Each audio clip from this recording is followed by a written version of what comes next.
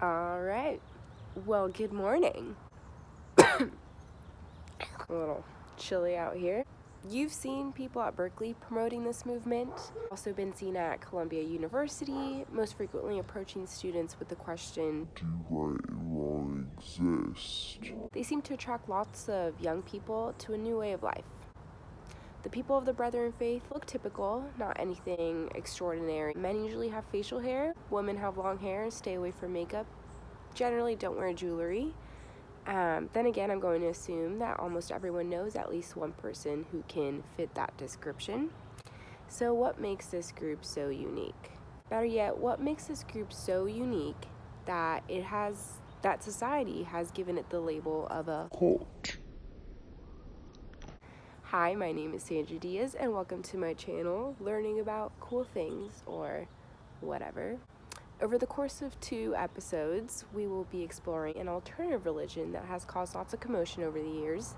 The Brethren have lots of ideologies that sound rational and harmless, but have caused several other civilians of differing faiths to raise some eyebrows. Alright, so where and when did the Brethren come about? Well, if you simply look up the Brethren online, it can be really confusing, as there are several different sects within the alternative religion. Listed here are 2 of the ones that I found most prevalent, the Plymouth Brethren and also the River Brethren. But today we're going to go into what we know of as the Brethren or the Jim Roberts group. So we'll go back to Jim Roberts a little bit later, but for now, I want to mention that the alternative religion started around the 1970s in Missoula, Montana. At first gaining lots of its followers in the United States, as mentioned before, several college campuses were primarily targets. As time went on, people of the faith made lots of trips, or I guess you could honestly just call them recruitment trips, to areas all around North America. You could kind of compare this to how Mormons do a lot of missionaries. Sometimes the Brethren may be referred to as nomads for this very reason, but when they did travel, they made sure they only brought the necessities, as they were supposed to live a very simple life with no luxurious items. That includes overpacking or bringing clothes of good brand. And then listed here, I have a City of Missoula history notes, just so folks can get a better idea of what was going on during the time. Feel free to pause the video right here. So to finalize this first episode, I want to share with you all some of the beliefs and practices that make up the Brethren, and I went ahead and sorted them out as a pros versus challenges. So one of the pros is salvation. One of the leaders of the Brethren, Jerry Williams, stated, and I quote, that people try to live as Christ and the early disciples did. It has to do with forsaking worldly possessions and living for God every day. From this statement, a lot of people can argue that the faith is oriented towards life purely centered around God, but honestly, what's wrong with that? Especially if you get to receive salvation. Going to the challenges, you do have to sacrifice a lot of things. For many people, sex will be a big one. Not being able to attend college is something that is also of concern to folks who are not in this alternative religious movement, and so is not being able to receive medical help.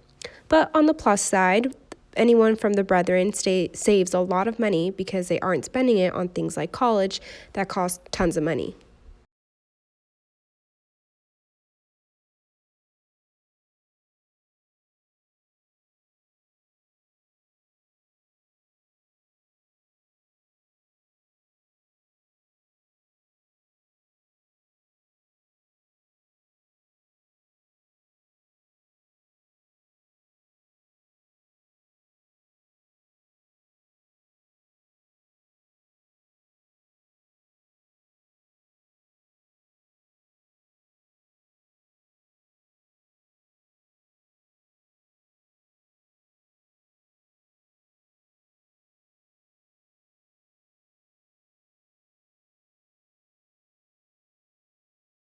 Welcome to episode 2. Here are some Bible verses that the Brethren emphasize. Feel free to pause the video.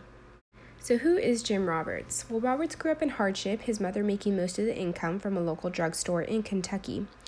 He actually preached at one point during his teenage years, around 15, considering his mom was an active churchgoer.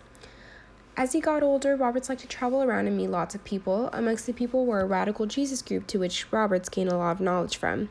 Having made a stop in Montana in 1971, he was a part of a Christian fellowship, but then he set out to be a great influence, accumulating power and support.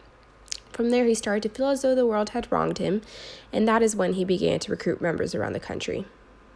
So if you don't like to stay in one place for too long, this seems like a good fit. Also good to note that the Brethren are a tight-knit community led by elders. Women hold no authority.